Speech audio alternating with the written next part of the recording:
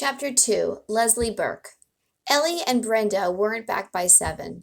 Jess had finished all the picking and helped his mother can the beans. She never canned except when it was scalding hot anyhow, and all the boiling turned the kitchen into some kind of heat house. Of course her temper had been terrible, and she had screamed at Jess all afternoon, and was now too tired to fix any supper.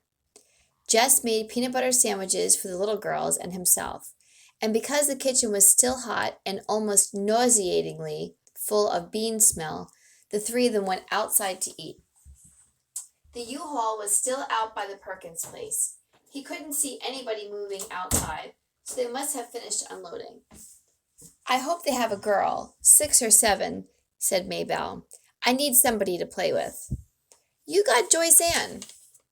"I hate Joyce Ann. She's nothing but a baby." Joyce Ann's lip went out. They both watched it tremble. Then her pudgy body shuddered, and she let out a great cry. "Who's teasing the baby?" his mother yelled out the screen door. Jess sighed and poked the last of his sandwich into Joyce Ann's open mouth. Her eyes went wide, and she clamped her jaws down on the unexpected gift. Now maybe he could have some peace. He closed the screen door gently as he entered and slipped past his mother, who was rocking herself in the kitchen chair watching TV.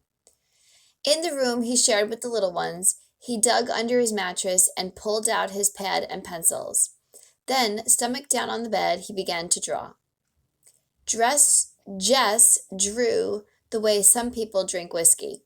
The piece would start at the top of his muddled brain and seep down through his tired and tensed-up body. Lord, he loved to draw. Animals mostly. Not regular animals like Miss Bessie or the chickens, but crazy animals with problems. For some reason, he liked to put his beasts into impossible fixes. This one was a hippopotamus just leaving the edge of the cliff, turning over and over. You could tell by the curving lines in the air toward the sea below where surprised fish were leaping goggle-eyed out of the water. There was a balloon over the hippopotamus where his head should have been, but his bottom actually was, "Oh," it was saying, "I seem to have forgot my glasses." Jessie began to smile. If he decided to show it to Maybelle, he would have to explain the joke, but once he did, she would laugh like a live audience on TV. He would like to show his drawings to his dad, but he didn't dare. When he was in first grade, he told his dad that he wanted to be an artist when he grew up. He thought his dad would be pleased. He wasn't. "What are they teaching in that damn school?" he had asked. "Bunch of old ladies turning my only son into some kind of a..." He had stopped on the word, but Jess had gotten the message. It was one you didn't forget, even after 4 years. The devil of it was that none of his regular teachers ever liked his drawings. When they'd catch him scribbling, they'd screech about waste. Wasted time, wasted paper, wasted ability. Except Miss Edmunds, the music teacher. She was the only one he dared to show anything to, and she'd only been at the school 1 year, and then only on Fridays. Miss Edmunds was one of his secrets. He was in love with her. Not the kind of silly stuff Ellie and Brenda giggled about on the telephone. This was too real and too deep to talk about, even to think about very much. Her long, swishy black hair and blue eyes. She could play the guitar like a regular recording star, and she had this soft, floaty voice that made Jess squish inside. Lord, she was gorgeous, and she liked him too. One day last winter, he had given her one of his pictures, just shoved it into her hand after class and run. The next Friday, she had asked him to stay a minute after class. She said he was unusually talented, and she hoped he wouldn't let anything discourage him, but would keep it up. That meant, Jess believed, that she thought he was the best. It was not the kind of best that counted either at school or at home, but it was a genuine kind of best. He kept the knowledge of it buried inside himself like a pirate treasure.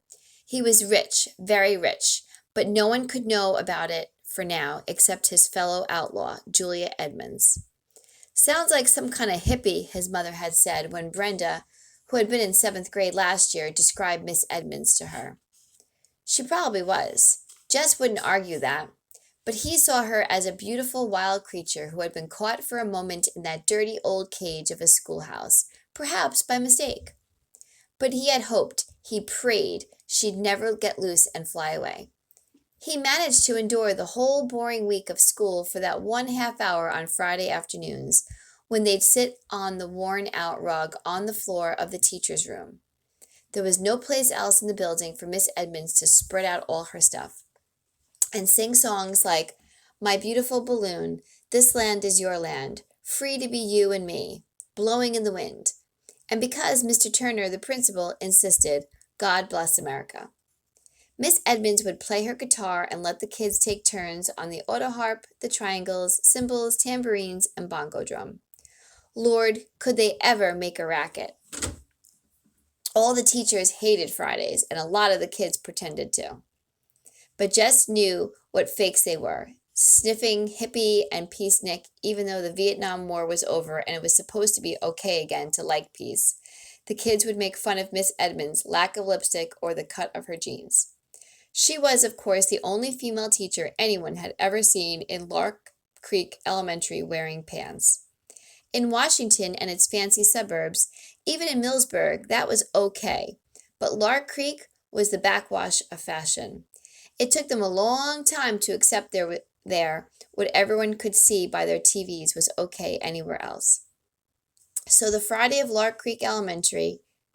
students of Lark Creek Elementary sat at their desks all Friday, their hearts thumping with anticipation as they listened to the joyful pandemonium pouring out from the teacher's room, spent their allotted half hours with Miss Edmunds under the spell of her wild beauty and in the snare of her enthusiasms, and then went out and pretended that they couldn't be suckered by some hippie in tight jeans with makeup all over her eyes but none on her mouth.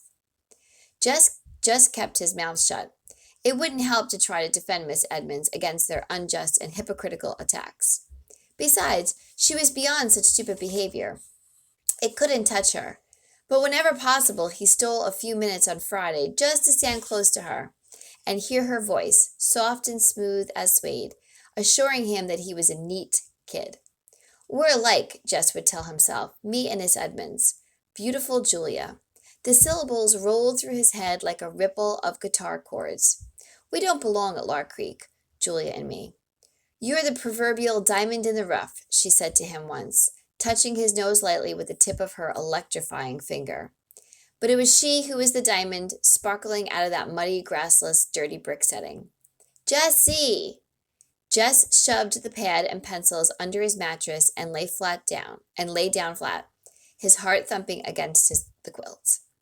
His mother was at the door. You milk yet? He jumped off the bed. Just going to. He dodged around her and out, grabbing the pail from beside the sink and the stool from beside the door, before she could ask him what he had been up to. Lights were winking out from all 3 floors of the old Perkins place. It was nearly dark. Miss Bessie's bag was tight, and she was fidgeting with discomfort. She should have been milked a couple of hours ago. He eased himself onto the stool and began to tug. The warm milk pinged into the pail. Down on the road, an occasional truck passed by with its dimmers on. His dad would be home soon, and so would those cagey girls who managed somehow to have all the fun and leave him and their mother with all the work. He wondered what they had bought with all their money. Lord, what he wouldn't give for a new pad of real art paper and a set of those marking pens. Color pouring onto the page as fast as you could think it. Not like stubby school crayons you had to press down on until someone complained about your breaking them. A car was turning in. It was the Timmonses. The girls had beat Dad home. Jess could hear their happy calls as the car door slammed. Mama would fix them supper, and when he went in with the milk, he'd find them all laughing and chattering. Mama would even forget she was tired and mad. He was the only one who had to take that stuff. Sometimes he felt so lonely among all these females. Even the one rooster had died, and they hadn't gotten another yet. With his father gone from sunup until well past dark, Who was there to know how he felt? Weekends weren't any better. His dad was so tired from the wear and tear of the week and trying to catch up around the place that when he wasn't actually working, he was sleeping in front of the TV. Hey, Jesse, Maybelle. The dumb kid wouldn't even let you think privately. What do you want now? He watched her shrink 2 sizes. I've got something to tell you. She hung her head. You ought to be mad, he said huffily, mad at himself for cutting her down. Ellie and Brenda come home. Came home. Why couldn't he quit picking on her? But her news was too delicious to let him stop her sharing it. Ellie bought herself a see-through blouse and Mama's throwing a fit. Good, he thought. That ain't nothing to cheer about, he said. Barapity, barapity, barapity. Daddy! Maybelle screamed with delight and started running for the road. Jess watched his dad stop the truck, lean over to unlatch the door so Maybelle could climb in. He turned away. Darn lucky kid. She could run after him and grab him and kiss him. It made Jess ache inside to watch his dad grab the little ones to his shoulder or lean down and hug them. It seemed to him that he had been thought too big for that since the day he was born. When the pail was full, he gave Miss Bessie a pat to move her away. Putting the stool under his left arm, he carried the heavy pail carefully so none of the milk would slop out. Mighty late with the milking, aren't you, son? It was the only thing his father said directly to him all evening. The next morning, he almost didn't get up at the sound of the pickup. He could feel, even before he came fully awake, how tired he was. But Maybelle was grinning at him, propped up on one elbow. Ain't you gonna run? She asked. No, he said, shoving the sheet away. I'm gonna fly. Because he was more tired than usual, he had to push himself harder. He pretended that Wayne Pettis was there, just ahead of him, and he had to keep up. His feet pounded the uneven ground, and he thrashed his arms harder and harder. He'd catch him. Watch out, Wayne Pettis, he said between his teeth. I'll get you. You can't beat me. If you're so afraid of the cow, the voice said, why don't you just climb the fence?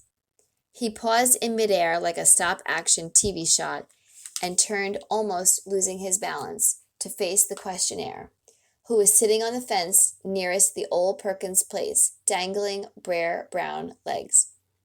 The person had jaggedy brown hair cut close to its face and wore one of those blue undershirt-like tops with faded jeans cut off above the knees. He couldn't honestly tell whether it was a girl or a boy. Hi, he or she said, jerking his or her head toward the Perkins place. We just moved in. Jess stood where he was, staring.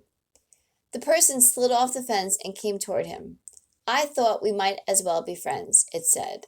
There's no one else close by. Girl, he decided. Definitely a girl.